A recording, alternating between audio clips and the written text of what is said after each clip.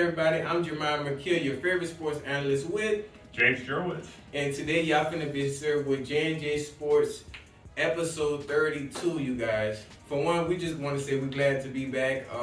We currently missed a week. It was my birthday last week. I just turned 23. It's a blessing. But we right back into it. How you feeling, James? I'm feeling great. And before we got started, I'm glad you mentioned your birthday because I have something for you. Appreciate you. Y'all see that? Oh, we got it. Go ahead and open it up. Check that out right quick. Oh, wow. Got the Saints, you guys. Appreciate that, man. Of course, man. Of course. Thank you. We locked like in. it. All right, well, yeah. Happy birthday, and Appreciate you. just for all the hard work you do promoting and editing the show. So Thank you, man. Anytime. Glad you like it. Well, yeah, this is about to be a great one then. All right, you ain't gonna waste no time, you guys. Let's get right into it. So we got NBA first. James Harden has officially been traded to the Los Angeles Clippers. How do you feel about that? You know, he wasn't happy in Philadelphia. Yeah. I guess he thought he might be happy there. It didn't work out for him. Yeah. And he wanted to go. And he made it known that he didn't want to be there. So I think he's in a good spot. Good spot. Yeah, and he reunites with his old teammate Russell Westbrook. We know if we look back in history, they played together in OKC. And I mean, they were pretty cool. They were pretty good at the time. If we just look back at James Harden and his situation, with the 76ers and just everything he's been going through, they've been finding him like crazy lately. Can James Harden, coming to the Clippers, he be a good benefit for the Clippers? Or will this just be another add-on for them? I think when you look at James Harden and adding him to a team like the Clippers, Yeah. they're already a very talented team. Yeah. So this is similar to maybe like the Lillard move that Milwaukee made. Right. Because James Harden, he's one of the top talents in the NBA. Yeah. Still, even if maybe he's not his OKC or Houston self, Right. he's still producing, and he's got the brain of a veteran when he's out there on the court. Oh, so yeah. that's James Harden, he's definitely a veteran player. He definitely can give you 30 points. Points was never his issue. It's just, and he's a great passer, James. He's a great passer. If we just look at his achievements so far, he's been a 3-year All-NBA team, 6th Man of the Year, 2-time NBA assist leader, most valuable player, 3 times NBA scoring champion. The only thing he's missing is a ring. Do you feel like with him going to the Clippers team, can they possibly get a ring?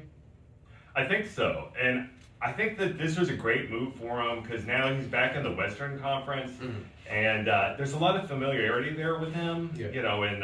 He was in Houston and Oklahoma City, so just being where he's at now in the Western Conference there, I think that there's a definite chance for them to get a ring. But they just, when it comes to playoffs, they need to stay locked down. Because the Clippers, they have a tendency to kind of fizzle out in the playoffs. Yeah, but if we kind of just look back last year at the playoffs, they only had Russell Westbrook. We got to remember, Kawhi got injured. No, Paul first, and then it was Kawhi Leonard. Russell was left by himself. I mean, we got to give it to Russ, though, because, he gave his all in that playoff run. I feel like if they all played, they could have possibly beat the Suns and, went for the championship. But if they stay healthy, like you said, around this playoff time, they'll be great. When the two of them get back together, you think it'll be just like old times? Yeah. And they'll pick right back up? Yeah, definitely, because they always had that chemistry. I think they just played their first game with him against the Knicks. They lost, but, it was still a pretty good game. To you, right, before we get into our next one, what is the biggest reason James Harden, he doesn't have a ring? What do you think just throughout all his career and team, trades and everything, what do you think is a big reason?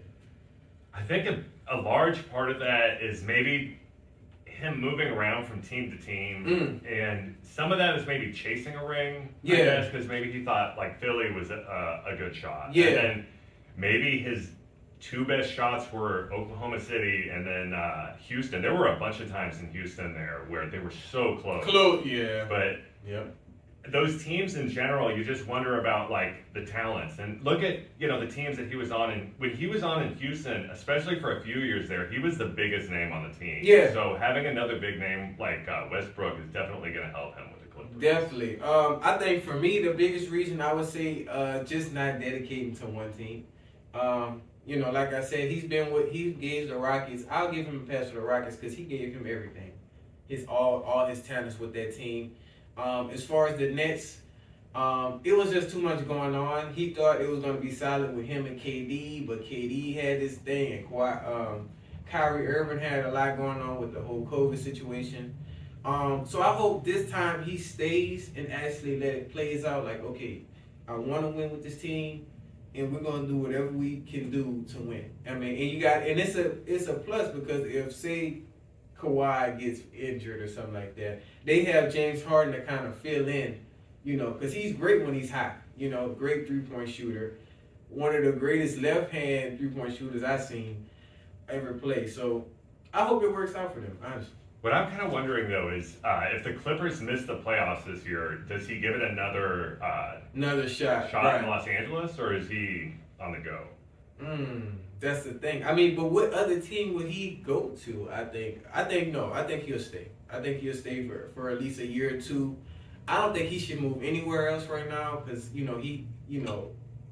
just because you have to give it some time to play out. You have to get chemistry with the team. I mean, you only know Russell Westbrook, so you got to, Paul, Kawhi, just everybody on that team. So, no, I think he'll stay though. Definitely. Yeah, you guys, but let us know how y'all feel about that trade and just how you feel like they're gonna be in this upcoming playoffs. But they're doing pretty good right now. So. Next things up, we got the NBA announcements and top 5 game stats over this past weekend that really stood out to me, James.